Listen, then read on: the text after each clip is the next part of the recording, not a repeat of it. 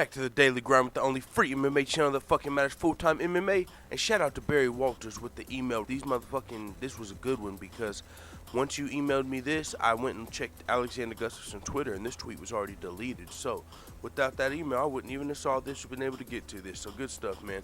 So Alexander Gustuffson came out on Twitter right after John Jones' win, and he took some shots. Alexander Gustuffson, congrats, Johnny Bones, the champ. Stop asking for retired fighters. I've been waiting to put my hands on you, and so have the fans. Now, at first it sounded like, when I first read that, it was like, what? The fans have been waiting to put their hands on you. Oh, shit. But what he was saying is, the fans have been waiting for me. Excuse me.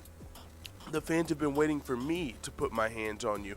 I'm pretty sure that's what he meant, and that's what I'm taking it as. So I'll say this. Alexander Gustuffson is the one person that should have a problem with Brock Lesnar versus John Jones. I should have a problem with any of this because Alexander Gustuffson will be the only person getting skipped, not Stipe Miocic, because Stipe Miocic isn't the money fight. He isn't in John Jones' division. Brock Lesnar wouldn't be fighting Stipe anyway if Brock Lesnar came back. So the only person that's really getting skipped if John Jones were to fight Brock Lesnar, or not even getting skipped but getting put on ice, is Alexander Gustuffson. But this is like when Conor McGregor first won his belt. He instead of immediately defending his belt, he went on for the super fight. So there's nothing wrong with this. The fact just is that Alexander Gustuffson would be the person having to wait for the super fight. I'll say this, Alexander Gustuffson was also the only person to, arguably beat John Jones. He didn't beat John Jones, but a lot of people argue that he did. So it is arguable. Some people say Alexander Gustuffson is the only person to beat John Jones because if you remember in the fight, Alexander Gustuffson put John Jones in the hospital after the fight. He did a lot of damage to John Jones. And so, I was one of those people like, damn, I've never seen John Jones that hurt after a fight, that messed up, that exposed, like, as far as how much damage he took and put in the hospital and stuff. So Alexander Gustuffson definitely has the best case for a title shot at light heavyweight 205 versus anybody in the light heavyweight division. He's the number one contender. The number two contender was Jimmy Manuwa. He just got knocked out. Rumble Johnson's one of the only light heavyweights that haven't fought John Jones yet, and he's retired. He came out after 214 and said he plans on continuing retired, staying in the marijuana industry. So Alexander Gustuffson is the only person that should have a problem with John Jones versus Brock Lesnar. And it looks like on Twitter the night of, he was thinking about that. He was like, hey, don't call out a retired fighter.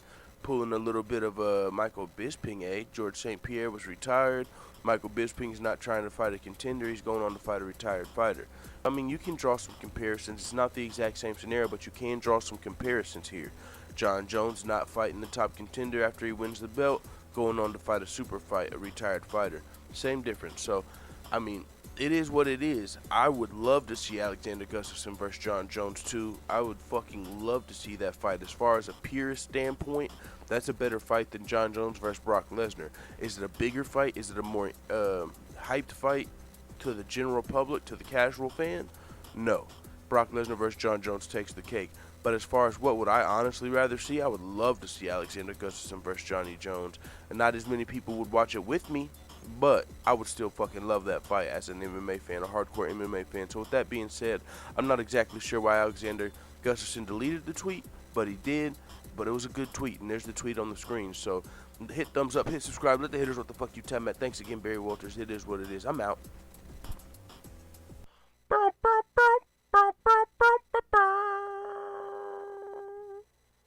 Why do women live on average 2 years longer than men?